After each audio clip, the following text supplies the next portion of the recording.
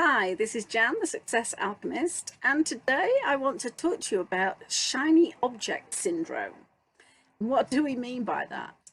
It's when you get lots and lots of ideas and you flip from one to another, you start on a new one, then you go on to the next one. It's very typical of the creator personality type who has so many ideas, and usually good ideas, that they are good to start things, but they're not so good at finishing.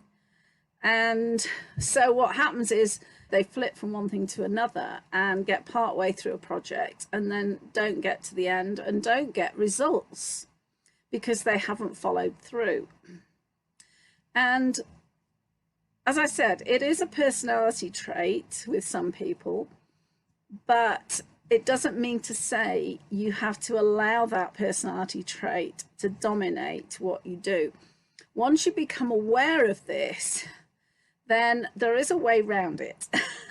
Okay, I must confess I was a shiny object follower as well. And what changed for me was discovering my purpose. And my previous video was about the importance of discovering your life purpose and your soul mission. And one of the things that I didn't mention, which was a benefit of discovering your life purpose, is that you then develop a level of unshakable commitment to fulfilling that purpose. When you have a deep knowing inside, that's what you're here to do. Nothing will divert you from it.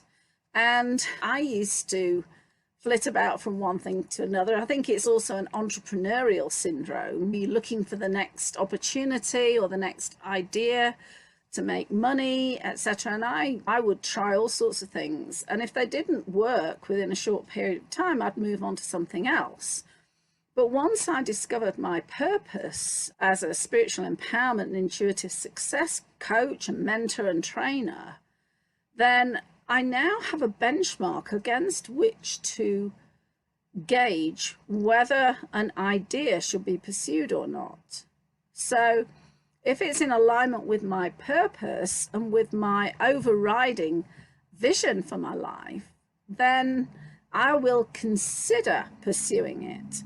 But if I'm already working on high priority goals, then it can sit on the back burner until there's an appropriate time to move forward with it.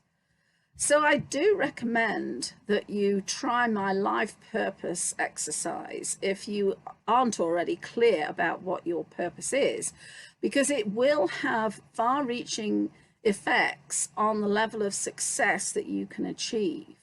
Once you get 200% committed to what you're doing, nothing will shake you from that path. And the phrase I use is failure is not an option. And when I say failure, I don't mean not succeeding in everything you do. I'm talking about failure being giving up on something.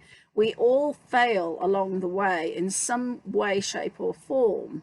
But those failures are actually the greatest lessons that we have. We learn more from failing at something than we do in any other way. And failing is just an indication that we need more experience or more practice, or perhaps try a different approach. But I'm going off the subject a little bit here. What I mean is you have a deep inner knowing that this is the path you are meant to tread. You're meant to deliver whatever the service or the product is that you're committed to.